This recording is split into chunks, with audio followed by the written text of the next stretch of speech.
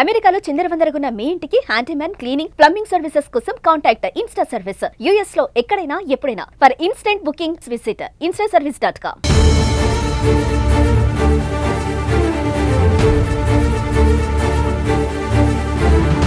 అమెరికాలో H1B visa మోసానికి పాల్పడిన కేసులో భారత సంతతి వ్యక్తికి 14 నెలలు జైలు శిక్ష విధించింది అమెరికా కోర్టు. నానోసెమాటిక్స్ అనే సంస్థకు సహ వ్యవస్థాపకుడిగా వ్యవహరిస్తున్న కిషోర్ దత్తపురం అనే వ్యక్తి బే ఏరియా టెక్ కంపెనీలకు స్కిల్డ్ ఎంప్లాయీస్ ను అందించి భారీగా కమిషన్లు సంపాదించాడు. ఈ నేరానికి గాను జైలు శిక్షతో పాటు 3 ఏళ్లు పర్యవేక్షణలో ఉండాల్సి ఉంటుందని కోర్టు తీర్పిచ్చింది.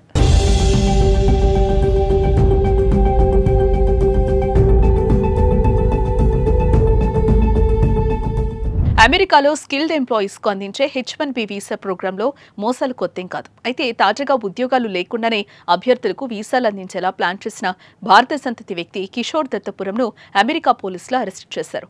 గతేడాది నవంబర్లో వీసా మోసం, కుట్ర అభియోగాలపై 2 భారత సంతతి వ్యక్తులు నేరాన్ని అంగీకరించారు. ఫిబ్రవరి 28, 2019 దాఖలు చేసిన చార్టు షీట్లో కుమార్ అశ్వపతి, సంతోష్ గిరి సహా 3 వీసా మోసానికి కుట్ర పన్నినందుకు ఒక అభియోగం, సబ్స్టాంటివ్ వీసా మోసానికి 10 అభియోగాలు నమోదు చేశారు.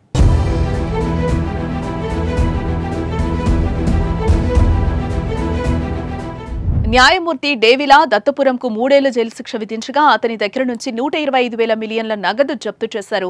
చేసిన నేరానికి గాను $7,500 జరిమానా, $1,100 ప్రత్యేక అసెస్మెంట్ ఫీజు చెల్లించాలని ఆదేశించారని అమెరికా అటార్నీ కార్యాలయం ఏప్రిల్ 21న విడుదల చేసిన ఒక ప్రకటనలో తెలిపింది.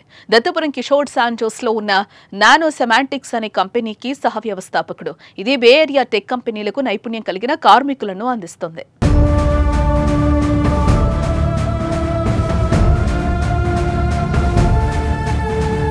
నానోసెమాటిక్స్ క్లయింట్ కంపెనీకి పంపిన ప్రతి ఎంప్లాయీ నుంచి కమిషన్ అందుకున్నట్లు నివేదికలో పేర్కొంది.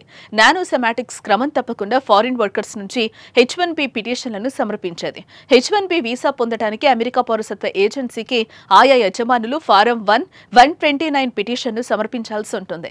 ఈ పిటిషన్ ఇతర డాక్యుమెంట్స్ తో పాటు ఎంప్లాయీకి ఉద్యోగం అందుబాటులో ఉండడంతో పాటు దాని కాల వ్యవధి, వేతనాలు వంటి వివరాలను పొందుపరచాలి. ఉద్యోగాలు అందుబాటులో లేకుండానే పత్రాలు సమర్పించిన తేలడంతో అమెరికా కోర్టు శిక్ష విధించింది.